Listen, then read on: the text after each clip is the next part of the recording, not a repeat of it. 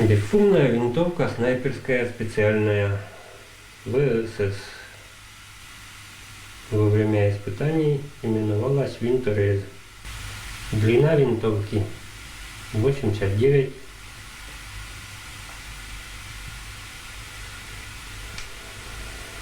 масса 3, 400.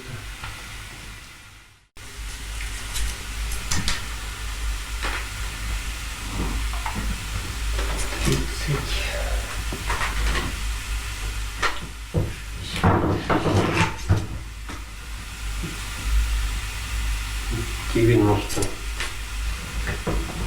Немножко кузел.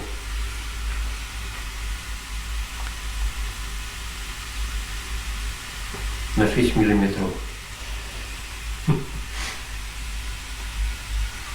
6 миллиметров допустимо.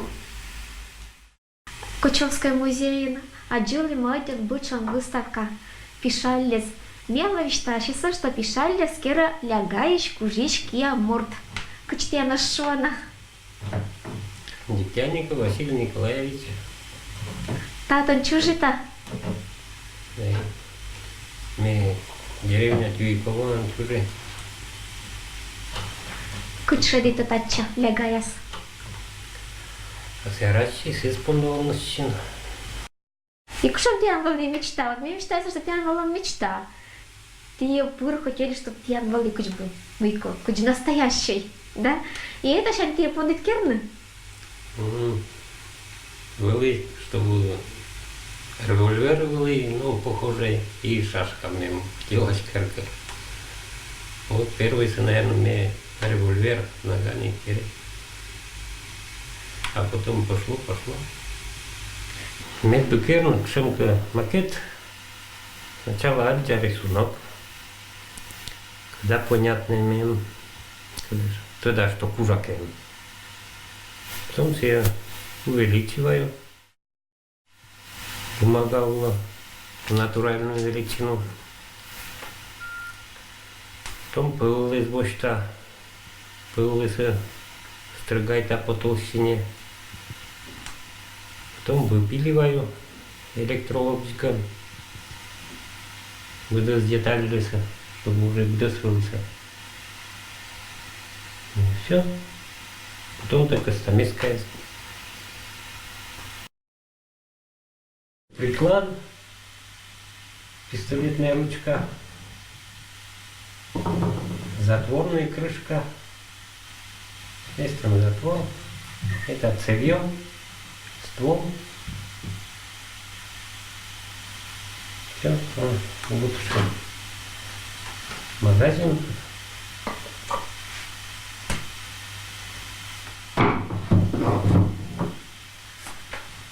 По мелочи всякой мушкой, замыля. Кучом пуички рата. И береза только. Ну, чтобы утонул и паскуджик. Чтобы приклад домой хотели, чтобы сердцевина из Волгары. По-моему, как перчатка возвращалась сутки от башлыки. А за размер вон телевизором передача идет. Когда им интернетом рисует именно автомат Бизон, пистолет-пулемет Клин, уже рисует именно. А сейчас мы мечтаем еще ПКМ, пулемет Калашникова, Оккуш, и рисунки забудь. Тучить чему ларко. Вот. Установки кала свет достаточно, что мы себе купили раз, чтобы плюс дарим.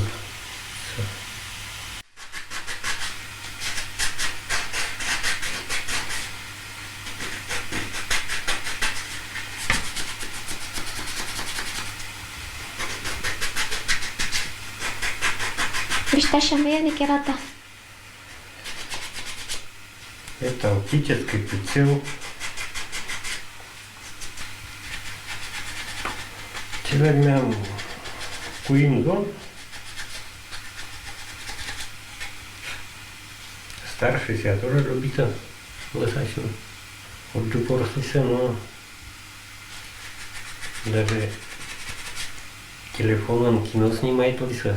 Как ползут, как воюют, как и воюют, он на флешетом аж камера себя ведут, да, снимает у него. Меня ползает оно в роду. Не уже, не Кучтен семьян, это лучше запримитано. А второй половина мы ковичулись, бездельники. Часто терпит. Мы мечтали-то. А вичтавимся, что пушка керовод. Он нам дадут.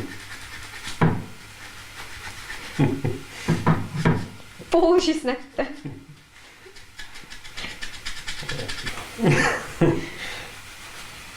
Ты друг Ромина Калашникова. Калашников оружейный мастер. Я не как и бить-то тоже. По какие зеленые, понда. Леталны.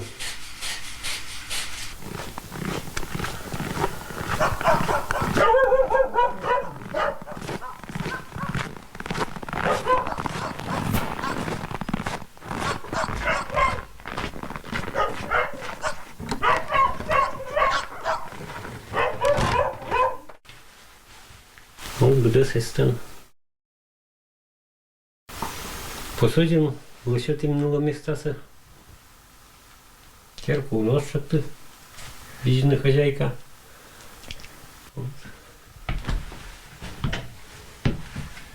это, наверное, первая шашка.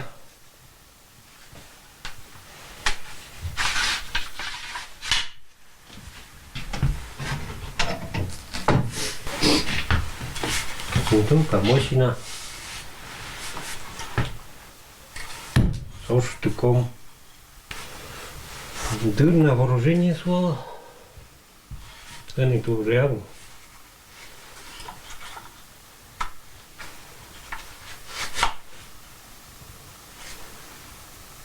С патроном.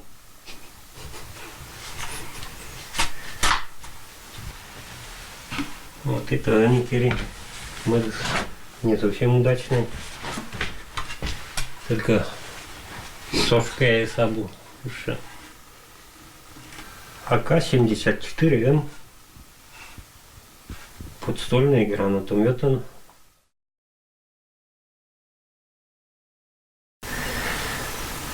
Ну, постараюсь, чтобы садись. Вот мы кольца. Представляется, находится музей.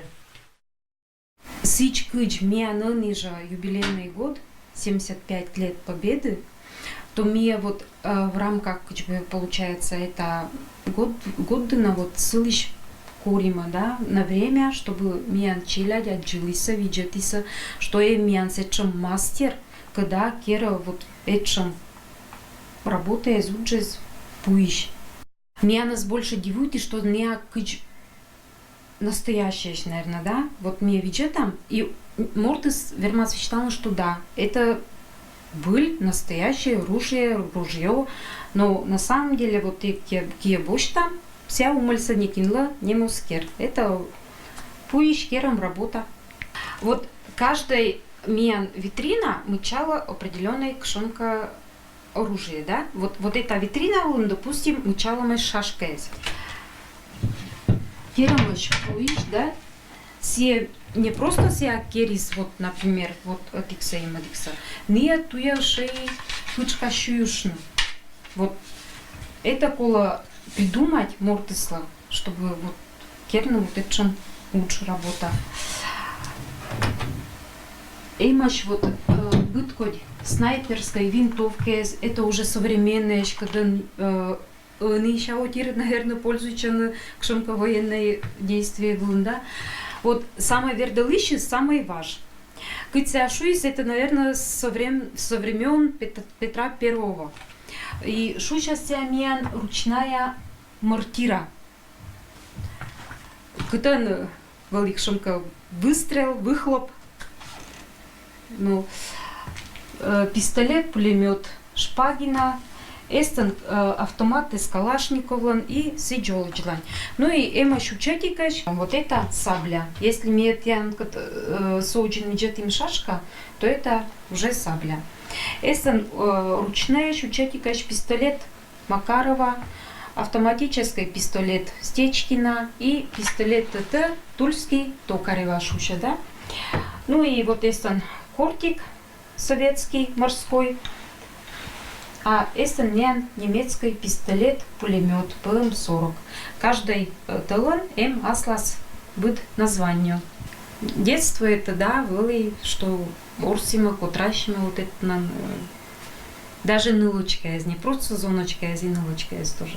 Зоночка лася один интересно, потому что, ну, мы нылочка из ланца модик, а зоночка из не бы и кин, видишь ты да, не бы тоже урсыш ты наверное, вот это чем учатики нас, но все же это выставочная мия работа, кия мия челядла угощита. Мия вот это мортилищ тыдима, вот что эмсет чем мия морт, когда кера вот это чем ружуез. Кера бытходи ружуез, не только вот кыркащаясь, да, когда вылиса, когда он пользуется миян предок, кес компермякес. Миян коллекция, когда мия там, это в основном этнография и быт. Миян же миян компермякес олиса, занимающийся, вот все бдес ми старайчам ыктыны. Вот эта фотография смеян интересной. Эстан компермякес, но кшем территория района месте уктад. Ся копийный материал. Эстан мычала миян охотник Лузанын, да? Интересный. Кшетиса се юрщань, да, и опоясывали кругом. Чтобы мортыс эскынма, юр были сечем интересный капюшон. Ну и сетан кыджохотниклан были кышомка сумка или зобня, или кузовок кицешуиса. Но эстан тудала, что ся были кышомка, наверное, материал холст, грубый холст, когда керли соджик. А миян же район, вот когда мия зобняя с кузовки заджилим, это в основном вылиса шиматыч, береста. Вылиса уна, охотники, рыбаки, скырка миян компермяки занимающиеся уджалиса. Мужики стараются верны, ашины щемя. Территория миян были уджит, вырын, всякой выр пытка. Это и каез, это и животные из леса, из кычез. И сиан, чтобы кычка мыка вайна горта, вылиса быд охотник и рыбак. А выралыш, мы же еще раз боштись. Выралыш лаполы еще равно мыка щовины, да? Но и не только щовины, выралыш лаполы шеи кшимка инструменты звичны. Так вот этим кузовокке зобня шон, скалися миян выралыщез и рыбаккез, да, черихыщез. Ну и вот этим интересный кылиса щиматыш пуртез, кытан виджис охотник буд и рыбак. Ащис пурт, да, когда кшетиса пояс берда, виджиса вот эстан бокон. Либо бокон, либо вот если эстой, тоже вот это кузовокон. И вот миян района немсечем мастер, когда умылся аслас не музвич, силан сечем увлечению, когда кера оружие. Ружье, оружие, мечез и сиджоджлань пуищ. Простой пуищ. Это слан был интерес у чачань, вот это ружье дына. И кытышка, ну, велочися слесаря, кыжме мортыщань вежерты. И вот сылан кыр более свободный кад лоис, все пондис керну вот это воплощать ащис мечтаяся, наверное, вот это работаяся.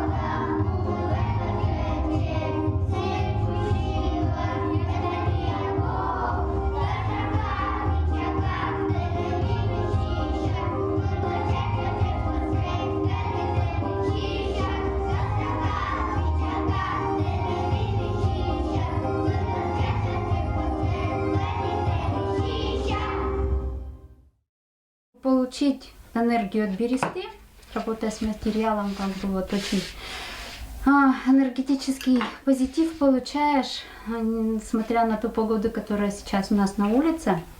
Вот, поэтому хочется получить чего-то, ну, такого, я не знаю, которое вдохновит, может быть, еще на какие-то работы. Зародилась задумочка сделать коллекцию лаптей. Вот. Начала я это, наверное, для того, чтобы себя как-то успокоить в этой жизни, потому что очень мало эмоций получаешь. Вот. И поставила для себя цель сделать что-то интересное, нужное для людей, просто для того, чтобы провести небольшую такую пропаганду нашего лаптя компермятского бренда, так скажем. Вот. Ну и зародилась такая мысль сделать коллекцию лаптей от самого маленького. Вот покажу, если увидите. И до самого большого. Ну, самого большого, я не знаю, конечно, можно еще размеры побольше, но пока где-то 1,20 м может быть. Къде ще от тази технология се качва на Нимка Меса? Но это, наверное, довольно-таки долгий путь, так скажем, длиной в жизнь. То есть это, во-первых, сначала к материалу привыкала. Любовь к этому материалу вообще, то есть вот познакомила с этим материалом Попова Людмила Ивановна. Вот мой преподаватель первый, который вот дала как бы, вот это вот призвание в моей жизни, может быть, даже помогла, да, в этом пути. Затем, когда я работала в культуре, в Центре национальных культур, я очень много встречалась с мастерами, народными мастерами, которые проживали в разных деревнях и плели лапти. Особенность, наверное, в компермятском лапте, он у нас самый красивый. Во-первых, по форме, во-вторых, на левую и на правую ногу одеваешь, то есть есть вот такой нюансик. Ну и если говорить, когда используется лыка, то носки, крепкие, вода не проходит. Если там у других народностей, как сито, лапти, то у нас очень крепкие. Любой материал у нас в жизни, он требует как бы много очень усилий для того, чтобы создать какую-то вещь, будь это лоза, допустим, будь это еще какие-то вещи, там соломка, любой материал, который заготавливаешь, очень много времени и труда уходит вот именно на заготовку материала. А на обработку, если ты художник, я думаю, что руки знают, что делать с этим материалом. Выбираем бересту березку ровную в смешанном лесу, вот, для того, чтобы получить качественный материал для работы. У природы нет плохого материала, который можно использовать на какую-то бижутерию, может, украшения, какие-то неформальные работы можно изготовить. Вот. Но береста заготавливается в зависимости от погоды. Это можно по народным приметам как бы определить, когда можно идти заготавливать бересту. Это когда цветет рожь, шиповник цветет, земляничка цветет, первая гроза. Это трудоемкая работа, если еще вот считать, что качественный материал снять, а если это еще цельные, как бы сколотни для туесов цельных, для жидкости, то там еще сложнее. Второй вопрос — это чистка материала. Очень было бы хорошо, если бы материал был уже чистенький, и работать вообще прелесть.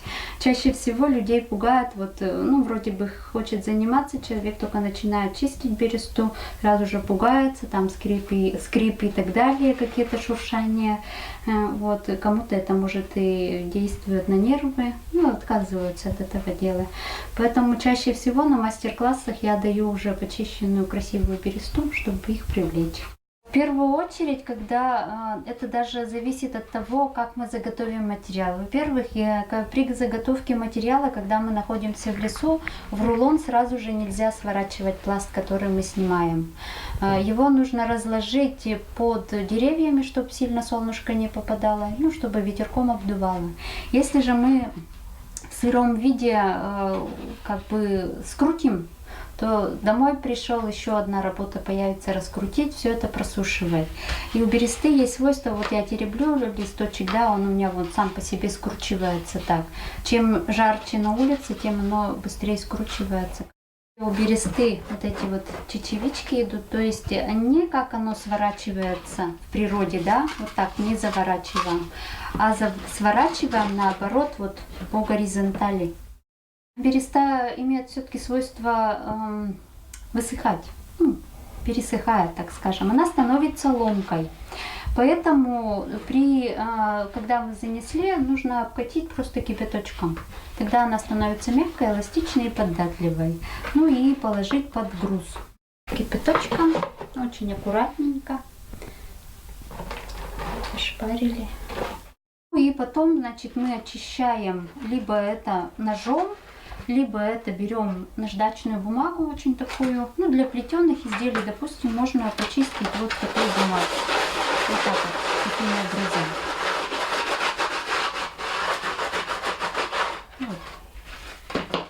Вот. Видите, как бы убираем вот эти вот наростики частично, ну еще можно немножко пошевелить. И вот оно уже ровненькое, для работы пригодное. Затем еще ножом убирается край. Вот я убрала с помощью ножа, вот этот край убирается. Также можно таким ножом убирать еще и нарост.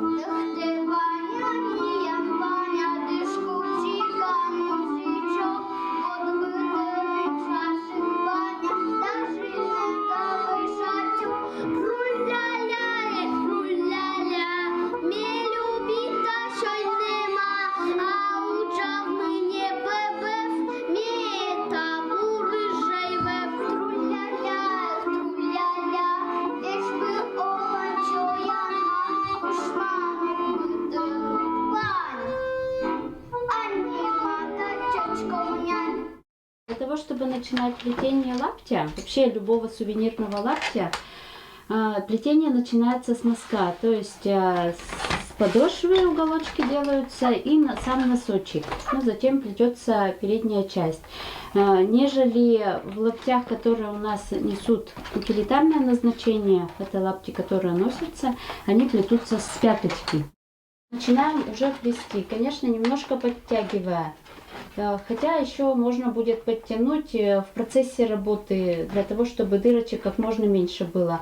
И в конечном счете, когда лапоть будет уже, основа будет готова, первый слой, то мы оплетаем вторым слоем для того, чтобы закрыть и внешнюю сторону, чтобы она у нас была желтенькая. Вот таким образом у нас получается вот такой уголок.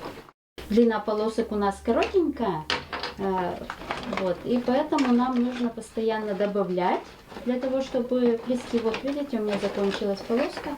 Вот я готовые полосочки беру дополнительные. Вот она, видите, как скручивается. Вот, и добавляю с помощью степлера.